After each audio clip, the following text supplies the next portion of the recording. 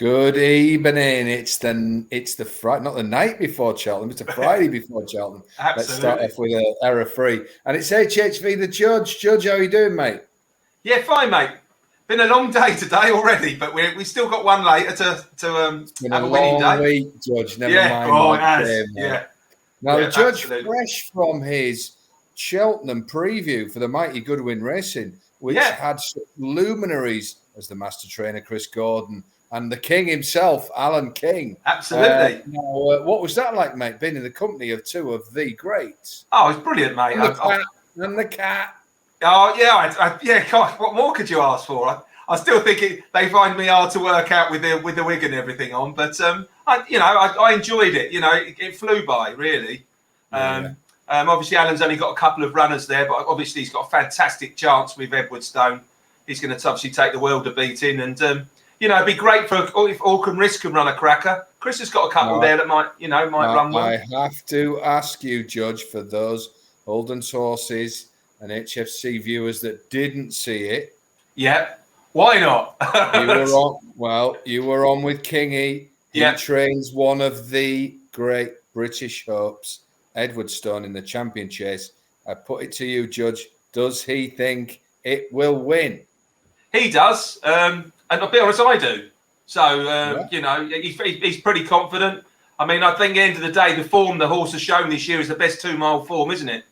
So did he say the horse is working well? He's got no. Obviously, they had that little issue, didn't they? Not long after the Clarence House, but it was nothing really to worry about. And he feels pretty. The only thing he didn't really want it was extreme goings, and who knows with the weather forecast. I'm not going to worry about it until we get sort of like a day or so away from the festival, because you go from it's no rain at all to it's going to rain every day, and I think at the end of the day, you just got to take it as it comes, haven't you? Well, Cheltenham have changed the going to soft today, haven't they, currently? They have. I think the drainage there is world class, so it could go ahead. Absolutely. If they had a dry day, it'd be good, wouldn't it? Yeah. So my advice is sit tight. Now, I must say, you did the preview with the guys. I did an episode of the new show, and I must thank everybody who's watched it. We got a huge total, over 1,000. God bless you. Where are you most weeks, you people that watch that? Stick around, and Icy, Gerard and Norris, a fantastic chat. Now, he said hang fire till Tuesday morning, because partly of the ground and all sorts of Cheltenham chat. If you haven't seen that, go back and see it's in the video vault. Brilliant. And he does preview the county hurdle, so it really is a good episode. I think we're singing from a similar hymn sheet, aren't we? Yeah, you are. Yeah. Now, we are going to Sandown. Now, we must give a caveat about today's show, is that Sandown will inspect, but they are very, very hopeful. So if you're watching this on Saturday and it's off, we do apologise. So it's the 4:45 we're covering, Judge.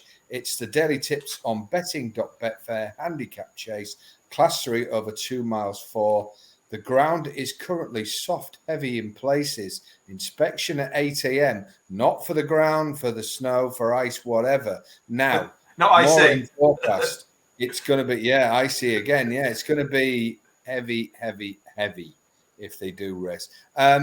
I spoke to somebody near the track who's usually very accurate with Kempton and Sandown, a racing pro, and he said 70-30 this will be on. So the odds are in our favour. So we know who to get hold of if he's wrong then, don't we? I'll be posting his details live on YouTube in a special. Right, there are 9 runners going to post. Iconic Model was the favourite, but is no longer. That was at 9-2. Golden Whiskey is the new favourite. There is an outlier price of 11-2, but I have to say this really is the favourite now at 7-2. Yes, I agree. Take them as an aggregate, the prices. Ziggly is 11-2 for the Moors, one of 2 Moor horses. Belarus, who's the money horse in the last 24 hours, for Nick Gifford. Then there's Keep Wondering. He's at 7-1. Nocte Volatus, who has been reasonably tipped up, this horse today. Then we've got Foxborough. I fear the ground is going against him. And if there's one horse I think might pull out, it's him. But don't let me stop you punting Foxborough if you fancy him. Eden de Houx for the Pipes, who's going to have to shoulder top weight in this heavy ground. And the Venetia horse, who was tipped up big style before its debut for the yard at Wetherby. And you have to say it was an almighty flop. 14s. Now, we're going to start with the outsider of the lot here, Judge. Now, there is a racing parlance saying, which is when the ground gets deep and heavy, send for Venetia. And Venetia trains the outsider of the pack here with Prevaricay at 14s. Now, given the yard's record of heavy ground wins, should we be forgiving of this one and sort of stable back? Or... and here's what I think was its performance so awful at Wetherby 44 days ago that we have to give it the Spanish Archer again. I can't. To be honest, there was no promise in its run, really, was there? And I think you kind of want double the price he is to really be half interested in him. If I'm honest, you'd certainly be wanting 20s, wouldn't you? He's not for me, to be honest. I give him a quick elbow straight away. Yeah, now what I would say is, look, you can't argue with the stats. And, you know, it's a saying when it's heavy ground, send Venetia. But if the saying was completely insane and that she only had winners on firm ground, nobody would say it, would they? So she does, for some reason, have horses that do perform. But she can't make them all go on heavy ground. They can't all go. And also, let's be honest, this was coming from Ireland, and some of its Irish form is pretty good. But it's just the fact it runs so poorly, and and the fact this is going to be you're going to need to stay here, aren't you? And the interesting thing is here, Judge, you just kind of made that point, that this is by fame and glory out of a Saddler's Hall mare. This is not the usual like modus operandi breeding for Venetia, the staying chaser, the French horses. This really is not going to be bred to go in heavy ground over jumps on Sandown. I think we can rule that out. We next come to Eden de Houx, Judge, top of the shop's got a hell of a lot of weight. A very mixed last two runs. It won, and then last time out, mega flopped at Cheltenham. But what I would say is, and Fergus Gilead takes the ride tomorrow and does bring that weight down 3 pounds, that was a much better race than this last time. And has there been a bit of an overreaction? Is there a bit of value at 9s? Yeah, a little bit, to be fair, because let's be honest, it's going to like the going. It's all its best forms on soft and heavy, so there's a big tick straight away. I'm a little bit concerned about 12 stone in this ground. Obviously, he's taking 3 off. You could argue 11. He's a funny one. Obviously, he's running a great, good race, much better race than this last time out. So this is a class dropper, hence why it's running off the top weight. If that's your bag and you fancy him, I wouldn't put you off him. He's not for me, but I can understand why some people might fancy him. Fair enough. Now we come to a horse that when we kind of worked out we were going to go here and started the early decks and looking at this race, big fan of the yard, I was under the real feeling, Judge, that this was going to be not just a selection for me, but a personal big, pre-Cheltenham, get some money in the hod bet. And that was number 9, Foxborough. But sadly, I fear that the severity of the weather has taken Foxborough's chance away. He's a course and distance winner. Yeah, I think he's a very impressive horse when he gets the right conditions, which he won't. He was 12 lengths behind Lieutenant Rocco and 5th of 11 last time. But that was I thought that was a good race. I don't think this is particularly a very strong race for the grade. He's a solid performer, and I think off 120 in the spring, this horse is going to go in the next 2 or 3. But he has had lots and lots of goes on soft ground. He's never ever been able to do it. His only wins have ever come on good and one on good to soft. And I think Foxborough, the rain may have taken away his chance. So. At 8-1, he's not for me anymore. And, of course, the old Jim McGrath saying the single most important aspect of any horse race is the ground it's run on. You can be on a brilliant mark, Judge. You can have everything in your favour, but if you're on ground that your horse does not go on, you ain't going to win, are you? No, and to be fair,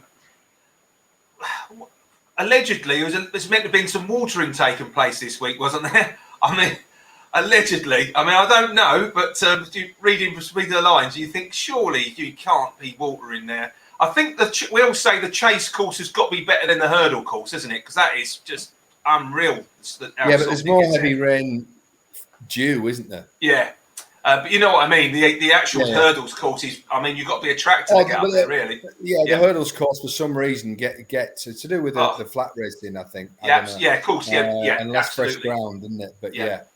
I mean, so getting back to this, I agree with you. It's got some half sensible runs on soft, but like I said, I think it's going to be heavy, and it's. I like the fact it's got a course and distance win because I think course form is obviously very important. I'm pretty sure we're going to come to a couple that we like on that basis as well. He's a funny one, but like you, I'm going to have to give him a swerve just because of the going. I think if you watch his action and the way he travels, he's a real smooth-moving horse. He's a real good ground style horse that will bounce off this. And I think when the Walford yard entered him, I suspect we were in the middle of a 2-week dry spell, weren't we? Yeah. They've been a bit chased off because it was entered at Leicester today that got called off, didn't it? Yeah, so I don't think they thought they were coming here for this ground that way. I agree. I do think though, and we'll come to it on a week on Monday on our Jewels show, but I do think he's one to get in your tracker. I think he's on a hell of a mark now. Yeah, he's definitely bubbling, and like you say, he wasn't that far behind Iconic Muddle at Kempton last time out. Which was the favourite, so that's why he was on my radar. I thought, we'll come to Iconic Muddle in a minute, but I did think that was plenty short enough at the at Thursday night stage. Now, next we'll come to my horse, who's my NB, my next best, and that's number 2, Nocte Volatus, trained by Tom Lacey and ridden by Stan Shepherd, who I think he's riding very, very well. He's one of the most underrated jocks out there. He doesn't give many bad rides, Stan Shepherd. This has won 3 times on good and soft ground. Now, the form book says well beaten last time, but that was behind Cap de Nord at Ascot in what was an absolute belter of a race. And 3 miles. And probably, well, not probably, but definitely on the extremities of what he can win at, and on Ascot, a stiff track. So he was always going to struggle to win there. I thought he ran all right. It says well beat. I don't think he comes here out of form. He was a good second on debut this year. He will like the ground. This trip's more his bag. I think he's a big player at 15-2, Judge. Yes, he is. And he was favourite for this race last year, which, of course, Foxborough won. So, and there was there's not much difference in the weights between the two of them. I do think conditions will suit this horse better. And of the two, Nocte Volatus without doubt. Loved the brain, absolutely. Yeah. And do you think the races he's been contesting, he was running behind Il Ridotto round Cheltenham the time before and really running well, 6th of 16. I can see why some Shrewdies were having this on their radar. It would be in my shortlist of. It would be in my shortlist of 3, if you like, and he's one that I haven't quite ended up backing. But I could certainly see him winning. Yeah. I think he's a big player tomorrow, and if I didn't fancy one strongly, would have been my pick. We then to be fair, actually, now, so at the prices now, he would be my second choice at the current prices. Prices change views. Keep Wondering is next in the bet, 7-1, 17-1. Now the Hobbs yard, I don't know why I broke into a laugh because it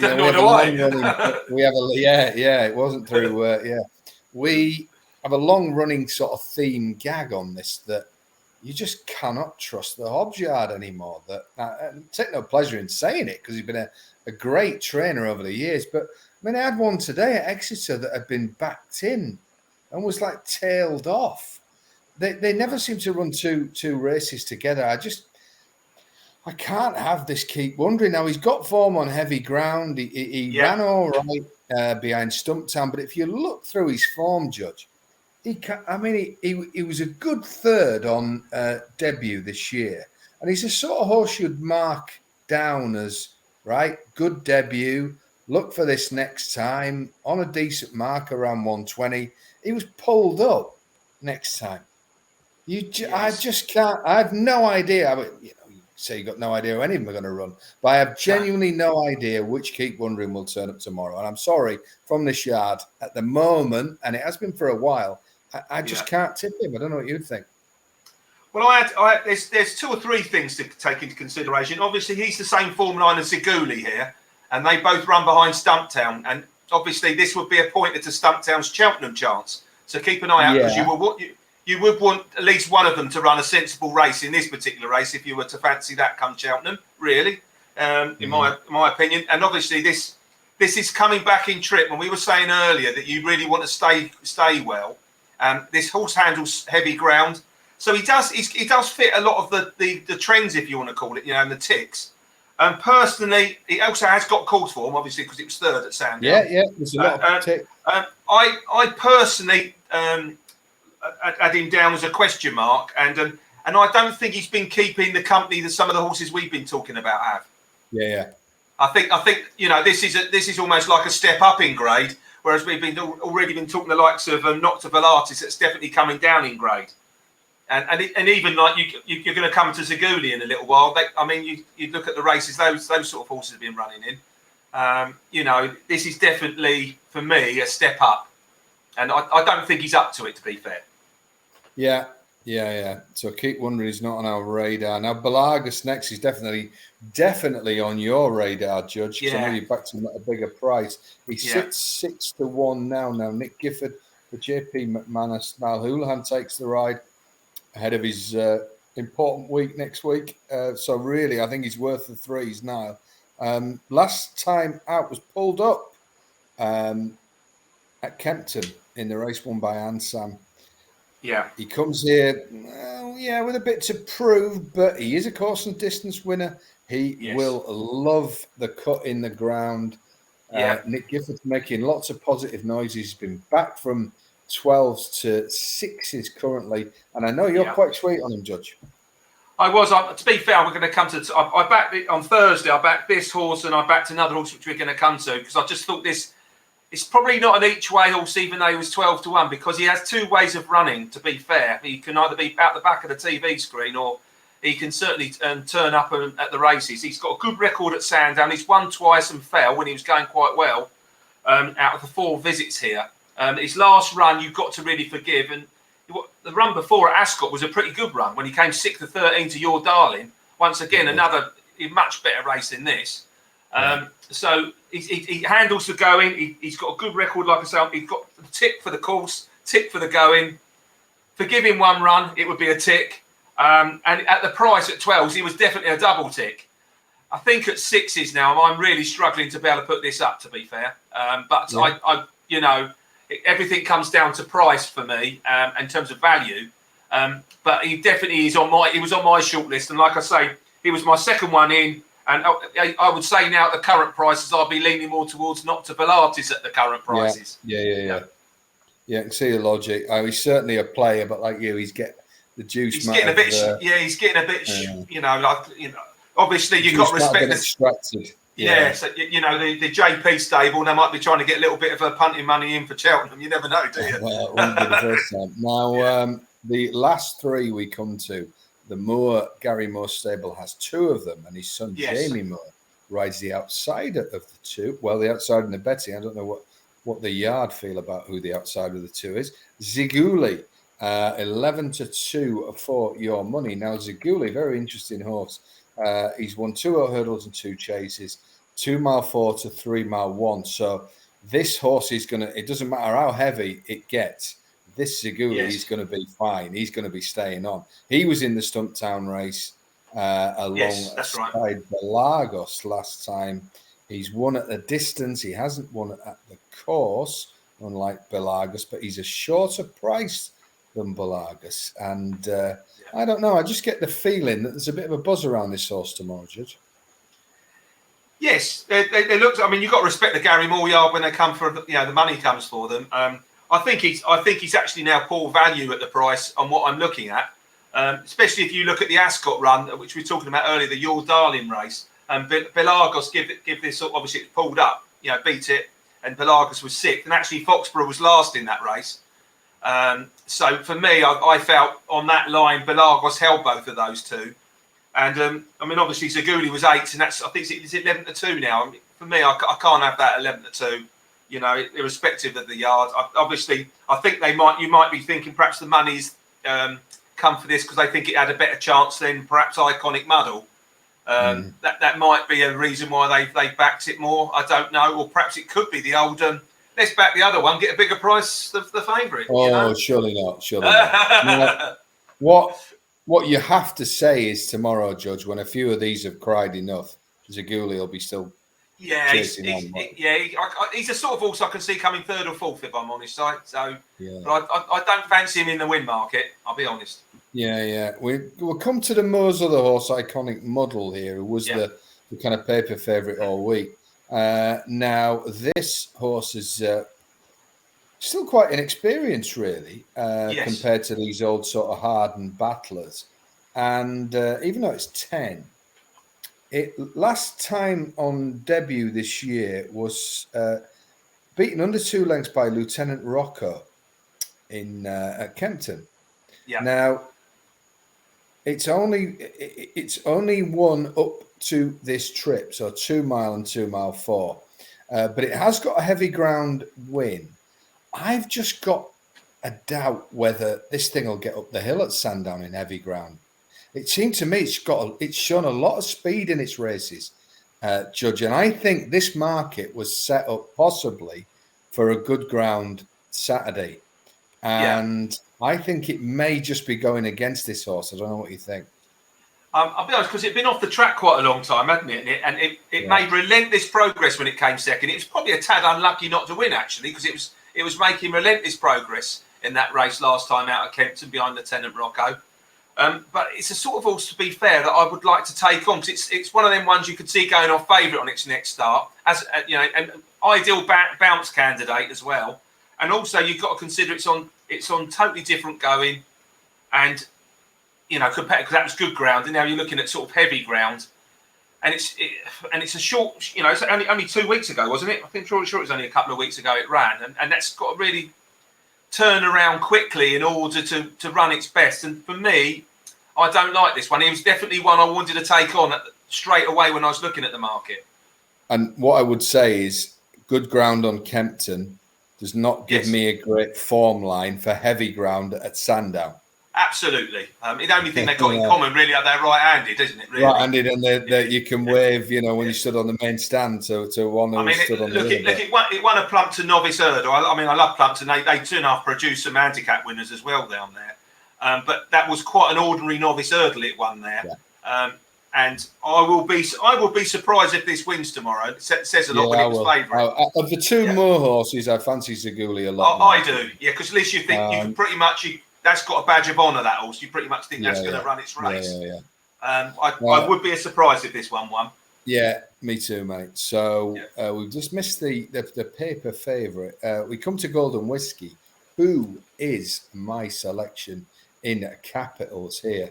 Now, there's always an issue. Not an issue. There's always a target trainer, Evan Williams. We've done this to death. So, of course, is it today? Whatever we ask every time with certain trainers who have a surname called Williams sometimes. I don't know why that should be. But Adam Wedge takes the ride. I just think this is the perfect set of circumstances. He's got beat in this race before narrowly. I think that was a better renewal.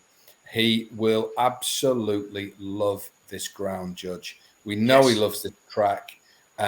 Last time out, he showed himself to be in great form when he was second at TIPSTER in what ran like a good race behind Fugitive, who many people felt was very, very well handicapped on his best. And I think Golden Whiskey, I think he can beat these. I actually think, Judge, that he could actually win this quite well.